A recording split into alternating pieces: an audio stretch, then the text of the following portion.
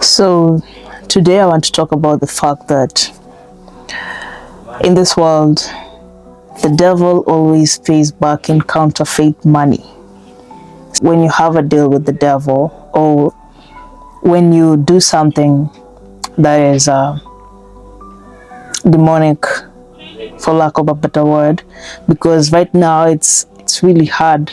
The society that we live in, it's so hard to be a Christian. Actually, it's something that I've noticed over the past few months, and it's also the one of the main reasons that I actually stopped producing videos. Besides the fact that my gear has not been up to the standards, but the thing is, in the world that we live in right now, it's tough to be a Christian, especially if you're coming from the type of background that I was coming from. Myself, my story is a very long story, and if you are someone that will be following me in this channel and will be listening to my story, you'll get to understand how hard it is for me to actually come out and say that I am a saved individual or that I am a follower of Christ, because sometimes even many aspects of my life still do not align with the ways of God. So the concept about the devil always paying in counterfeit money is something that I heard from one of my mentors. That is not someone that I know personally, but the kind of interaction that I've had with him. I've watched hours and hours of his videos, and I've interacted with him so much online, and I regard him one of the best people that I know actually in this world. His name is Myron Golden. I know you've heard about him in maybe my past videos or something like that. So Myron Golden is someone that I really, really look up to, and most of his teachings are the ones that have helped me become the better version of myself that I am right now. So everything about the devil is based upon shifting shadows. He promises one thing and he gives out the exact opposite of what he promised. This is a thing that I noticed when it came to the time that I was involved in active use of drugs. You know, first when you start using drugs promise you a better life. As someone who grew up with a lot of anxiety and paranoia, when I started using marijuana for the first time, and when I started smoking and hanging out with different types of people, I realized that my social circle was growing, something that I really yearned for. As a human being, you yearn for a stronger social circle, a stronger friendship group.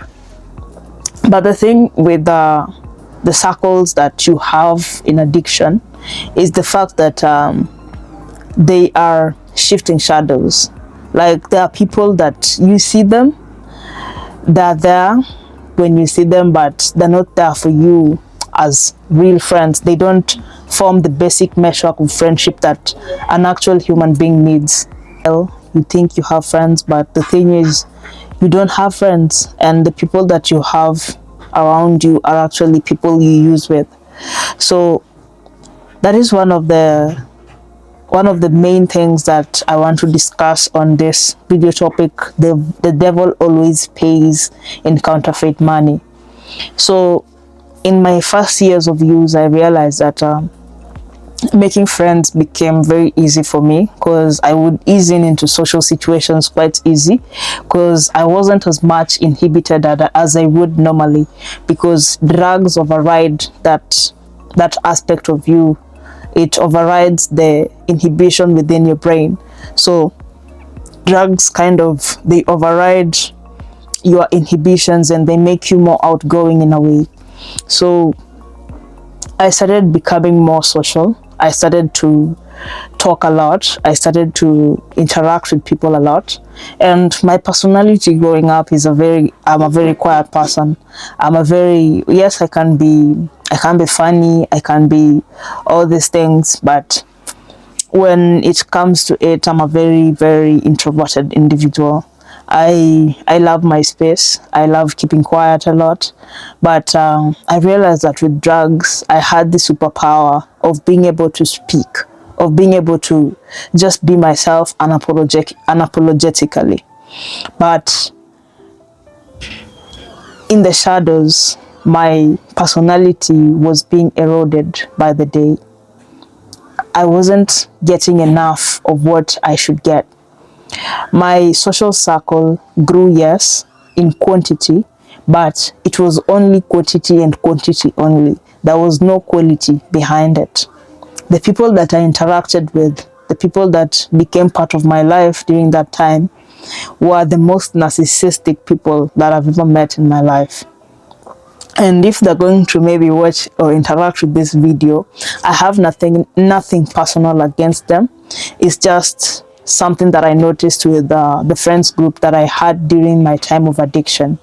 So this is not to maybe speak ill about someone or like talk negatively, or the fact that I think I'm better than them. No, I'm not better than them in any way, but truth has to be said at the end of the day. So I came to realize that the people that I was interacting with were some of the most narcissistic people that I've ever met in my life. And I got to see myself in this mirror, because it's true that the people that you hang around with, you tend to gravitate towards being like them. So I became a very obnoxious person. I became the most obnoxious person that you could have ever met, actually. I think I became a very, very obnoxious person. I became unbearable to be around, unlovable. You know, these things about being an addict. I have to commend my family for having been with me during this time of addiction and having to deal with whatever situation they were dealing with, because to an extent, sometimes I don't remember the things that I used to do, especially during the episodes of psychosis. Those were the toughest episodes for my family. And I just want to show you how the devil changes you. He tries to make you think that you're getting something, when in actuality, you're actually losing a lot. Because during that time, the trust that my family had towards me was eroded to the maximum point of erosion. And some of the relationships that I had, I have not restored them up until now. Even with a year in sobriety, I still have people looking at me a certain type of way, and them thinking that I'm still mentally unstable. So it's a really tough situation to deal with, because at the time I thought I was gaining a lot of courage as an individual. I was gaining confidence, but the truth is, my personality was being eroded. So I was becoming a different version of myself apart from the version that I envisioned myself to be. So that is one of the aspects of that I really wanted to bring out about the devil always paying in counterfeit money. Like the devil shows you a vision about something that you're going to get, but then afterwards, after things have gone like south, is when you realize that, oh, I've lost a lot than I've gained. And sometimes you realize that actually you haven't gained anything. Yeah, in actuality, you've lost completely. Like, you've been shortchanged. But the devil, actually, the devil is actually the best con man in this world. Yeah. So another aspect of the devil always paying in counterfeit money, it's more of like an analogy that I like to think of them like analogies. During that time of addiction, I had to stay home because I wasn't a normal, I couldn't function normally in the society as a viable and a productive individual. So in fact, if I was to be in a social situation, I would cause more damage than I would add value. So during that time, I found myself having to stay out of school and having to figure things out as an individual, like on a personal level.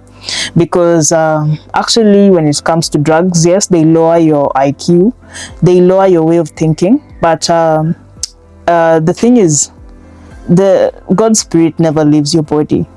No matter what you do in this life, God will always be there with you, and His guidance will always be there for you. So during that time, I had a detour.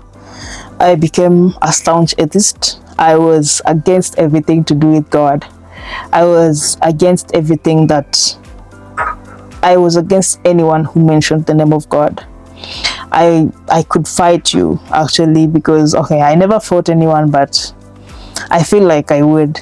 So I had to take this detour into self-discovery and to find myself, like, and to find out who exactly I am and what was going on with me, because personally I was very confused. I didn't know who I was becoming. I didn't know who I was, and life became quite difficult for me. So I found myself taking a detour, and naturally I was attracted to things to do with philosophy, metaphysics, and psychology.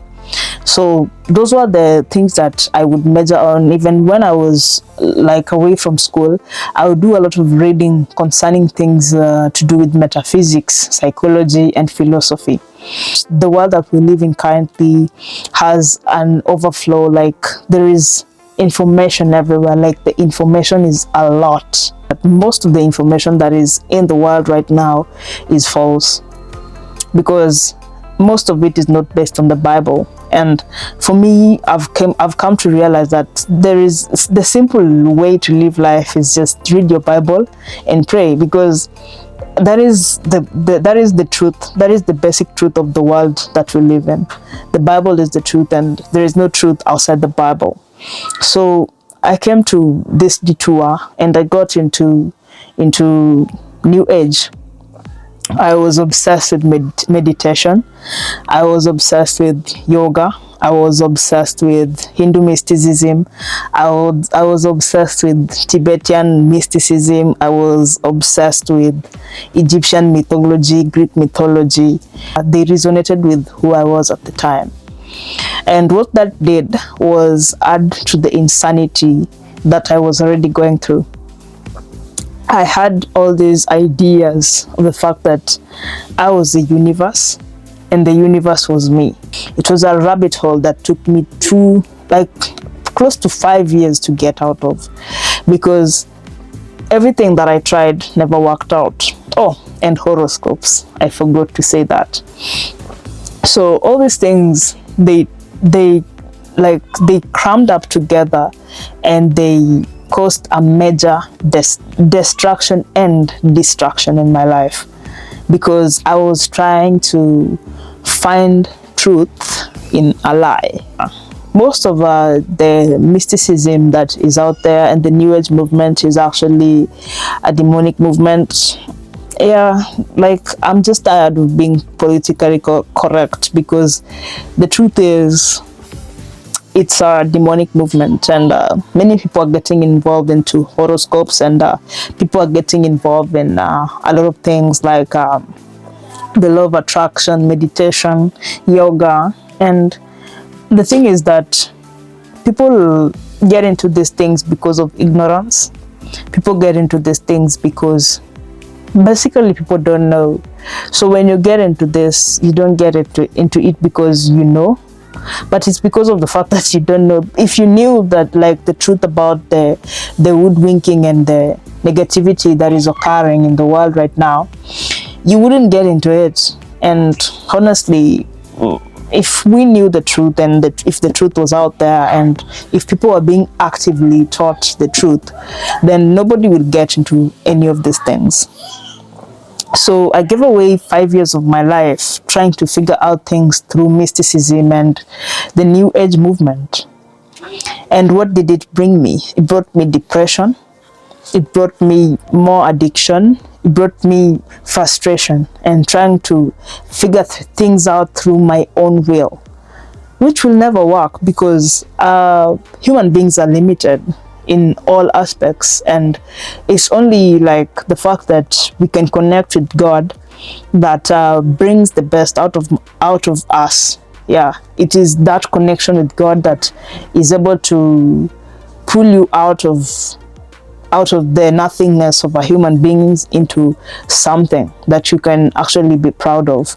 So that happened, and yeah, so all I want to say is that the devil will always pay in counterfeit money. Maybe the message that I'm putting out right now is a little bit too hard for you to understand, and maybe the way I look still doesn't seem like someone who is supposed to talk about God, but I trust the process, and maybe one day you are able to understand where I'm coming from. So my name is Laura Ojori, and I hope that you may be able to share this video with your family members who may be going through the same thing that I went through. I have a lot of things that I may be able to teach people, like in the future, and all that stuff. But we take it a step at a time, because there's no hurry in this world. Hakuna penye tunaenda. We will always be here, and even if we're not here, our legacy will always be here. And the things that need to be done in this lifetime, we will do them, because it is the purpose of God for our lives. So there's no hurry, that there's nowhere we're heading to that we should be heading to in such a hurry. No, not really. I believe in diligence, I believe in hard work, and I believe in being prompt and being timely, but I don't believe in being in a hurry. So yeah, so we'll take it slow by slow with each and every video topic, and I hope that you guys may be able to benefit from my videos. This is my YouTube channel, and I hope that you subscribe, like this video, and share. Thank you very much.